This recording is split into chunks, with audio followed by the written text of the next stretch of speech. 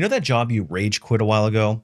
The one where you kicked over the planter, you told the boss exactly how you felt about him, and you gave everybody a big middle finger as you walked out into the sunset in a blaze of glory. While that might have felt really good in the moment, or at least the fantasy of it, the reality is that that could actually really hurt you in the long run.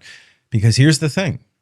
The grass isn't always greener, and a lot of people have learned that the hard way when they've gone into the open market. And this is especially true with people who have quit long-term jobs, especially during the Great Resignation period, and they have tested the open market only to find that the market is not what they thought it was. They gave up stability, which admittedly is a double-edged sword, for the lure of a bigger paycheck and a more glitzy and glamoury work lifestyle. And unfortunately, a lot of people have learned the hard way that the new boss is the same as the old boss, and they in fact didn't upgrade their situation, but rather they traded it in for more turbulence. And in a lot of cases, these people are getting laid off after a few short months on the job, or they're realizing that they made a terrible mistake. Now, people will say, why don't you just go back to your old employer? But if you took your old opportunity, threw a bunch of kerosene on it and lit a match and walked away, the chances of you actually being able to go back into that old environment is probably slim to none. And so there is some value to giving a 2 weeks notice, handling things correctly, and taking the high road, as much as that hurts us and pains us to say. And don't come at me with this whole double standard. I am very well aware of it. Employers can lay you off without any notice for any reason, etc. I'm talking to the people who want to operate with a higher degree of strategy in their career. And sometimes it means having to deal with a double standard, even if it isn't fair. Kind of grinning and bearing it, but doing the right thing for your own career because it's in your best interest, not theirs. And the reason why I say all this is that I saw an interesting report that shows that boomerang hiring is on the rise. And I wanted to walk through those numbers just to give you a little bit of perspective on why it might be in your best interest to not burn bridges. And in case you don't know who I am, my name is Brian. I'm a corporate recruiter, an HR professional, and a career strategist. And I've made it my mission to demystify how hiring and how careers work at major corporations. So if this kind of content interests you, make sure you hit the subscribe button. You may also want to hit that notification bell so you don't miss any future content. And again, the name of the game here is we are going to operate with a higher degree of authority, conviction, and strategy, and not just knee-jerk to the market conditions. So let's jump into this article and check out what exactly is going on with boomerang hires and why you should potentially care. So this information comes from ADP research. And if you're not familiar with who ADP is, they do a lot of payroll, a lot of employment services software, and that kind of thing. And a lot of companies use it. It's one of the most common payroll softwares out there, among other things. So they collect a lot of different data from a lot of different companies, and they've been starting to look at employment trends on how statuses are set on the back end, and they're starting to study this thing. So what they found is that boomerang hiring is making a comeback. And this is a really interesting article by Nella Richardson, who analyzed this data. So it's saying that the job market has been remarkably steady, although it doesn't necessarily feel like that for those of us who are in the job market trying to find new roles. But it says that the U.S. workforce is largely staying put, which is of no surprise, given that this is not a job market that you want to be quitting jobs without having another one lined up. It's too difficult right now. And it's really a big change from what was happening 2 or 3 years ago, where we had Great Resignation and all this kind of stuff. So people were leaving left and right, and there was lots of jobs to fall into. But now the tone of the market is decidedly different. But it's saying that there is an interesting group of employees who is on the move, and it's ones who are returning to their previous employers. So it says these boomerang hires, who are people who are once active in the employer's payroll, then went inactive and then returned to that same employer's payroll, make up only about 2% of all active employees going back to 2018. But they account for 31% of new hires on average, which is a pretty large percentage. And in March of this past year, boomerang hiring made up 35% of all new hires, up from 31% a year earlier. So what we're seeing is an increase. So let's take a look at the data itself. So this data is for their employer payroll. So this isn't just for ADP, but it's for all the companies that process payroll through ADP. So they're looking at it across a fairly broad segment of the workplace. So it's saying the share of new hires that are boomerang. If you go all the way back to 2018, you can see it was 27%. Then what happened is in 2020, we had the big layoff. I'm actually surprised to see that boomerang hiring is so high here in 2020, just because there wasn't a lot of people being hired, period. Oh, this doesn't show total number of hires. This is just the percentage. But then in 2022, we saw a massive drop. This was a major layoff and a major hiring event. Over time, we are seeing it increasing. So we're seeing at 2025, it's actually the highest that we've seen since 2018, at least 2018.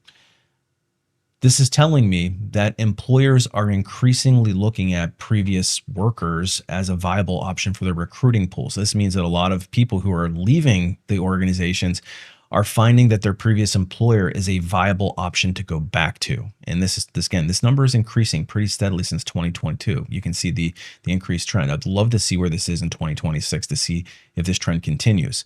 So let's take a look more at the industries that are hiring people who used to work in their former fields. And one of the industries that immediately jumps off the page is information, where it went from 34% of their workforce being boomerang hires last year up to 68% in 2025. So obviously we're still fairly early in the year. Right now we're about almost midpoint, but 68%, that's a massive increase. So what that tells me is that technology companies are hiring back people who have left. They want their own people back. And the same thing goes for people who have left the tech space. They've left their previous employer. And this was a lot of the shifting and moving back in 2022 and 2021. They're going back to their previous employer, and they're going back in droves. That's a massive increase. Same thing goes for education. We're seeing increases there. Manufacturing the same way.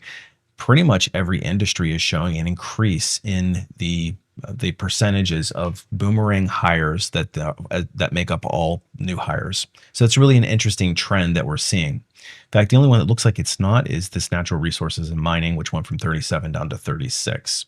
So what's going on? Well, obviously in 2020, we had a lot of companies scrambling to rehire workers that had been laid off during the pandemic that shut down spring. So that makes sense that the numbers are fairly high then. But in the voluntary resignation period in 2022, we saw a lot of people voluntarily resigning at this point in time. And that's why we weren't seeing so many, the percentages were lower. People were getting fed up with their employers and saying, I'm going to go try the grass is greener somewhere else. But what we're seeing is that maybe the grass isn't so much greener. But the interesting thing is that they're saying is that the reverse is trend. The quits are dropping by more than 25% from their March 2022 peaks, and boomerang hiring is being on the rise. So it kind of makes sense.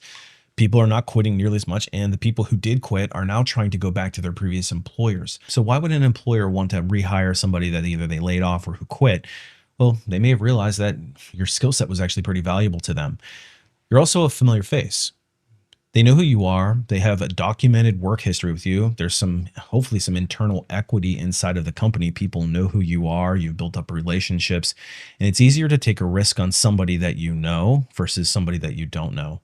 And so a lot of companies will opt, even if the performance maybe wasn't exactly where they wanted, at least they know who you are versus taking a risk on the open market. And employers are notoriously risk adverse. And that's why the interviewing process is so arduous. They're they're looking for reasons to not hire you versus looking for reasons to hire you, because they're so petrified of making the wrong decision. Because oftentimes they won't get that headcount back. If they make a bad hire and they have to get rid of that role later on, oftentimes that headcount just goes away. So hiring managers are really risk adverse in general. And this really tracks. If I can hire somebody that I already know can come in and at least do a decent job, I'm probably going to take a risk on that, especially if the person who left was highly competent and we didn't want to lose them.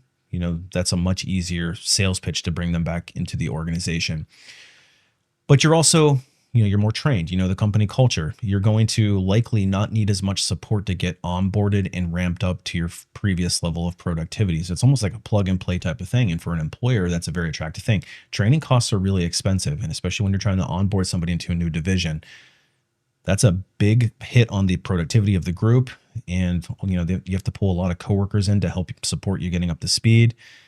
If you can get onboarded and hit the ground running much quicker, it's going to be a much cheaper hire for the employer to bring you back. So there's that piece as well. And on the flip side, why would you want to go back as an employee? Well, what if it really wasn't all that bad where you were? And what if you actually got recruited by some company who dangled some shiny trinkets at you and then failed to deliver on it? And you realized, man, I made a huge mistake. And I think probably all of us have made one of those mistakes at some point in our career. We said, I kind of wasn't happy at this company, but it actually wasn't all that bad, or my boss wasn't all that bad.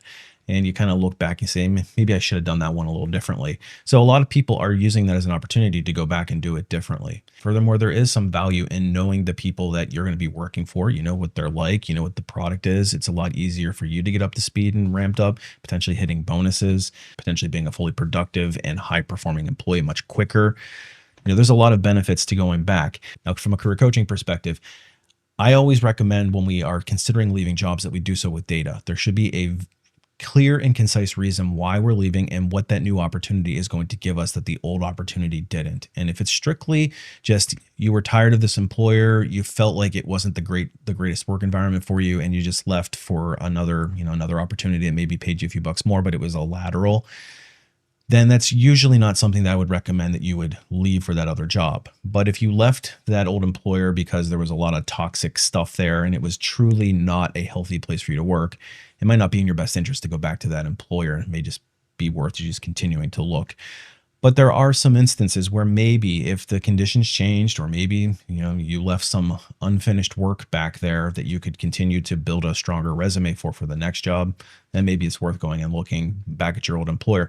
But I'm a proponent of, and I know that this gets people riled up, I'm a proponent of doing what's best for me in my career. And even if that means that I've got to make some steps that my ego gets in the way of, like 2 weeks notice and things like that, where you want to be able to tell people off and tell them how you really feel, and like have this like ego boost when you walk away saying like, yeah, I got the last laugh here.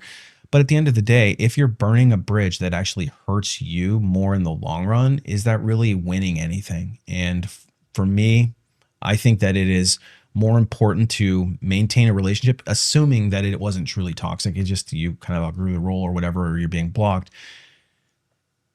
Maintaining those relationships are more important in the long run, because there are opportunities for you to move back, and potentially opportunities for you to, you didn't get the experience that you need to hear. You go to this other organization and they give you the opportunity to demonstrate the thing that your previous employer wasn't able to give you. And now that previous employer brings you back at an elevated title. That might be a valuable situation or case study of when it might be worth going back to your previous employer. So I'm a proponent of always having those bridges, intact. There's no reason, unless you like truly just want like the ego hit, which only lasts like 5 minutes and then everybody remembers it. But I only make sure that I'm doing it for the right reasons and making sure that I've got a clear and definable path ahead of me if I return to my previous employer. So that's my take on the boomerang hiring from a career coaching perspective. And so that's what's going on with boomerang hiring. And I'm really curious, if you're somebody that has quit your job, or maybe they've been laid off in the last few years, would you consider going back to your old employer? And alternatively, if you're somebody that has gone back to your old employer, how did it work out for you? So anyway, I'm going to continue to look for trends in the job market so that you can get one step ahead of everybody else. And that's the name of the game here. So if you like this kind of content, make sure you hit the thumbs up button. That really does help get it out to a broader audience. Appreciate you watching. We'll see you on the next one.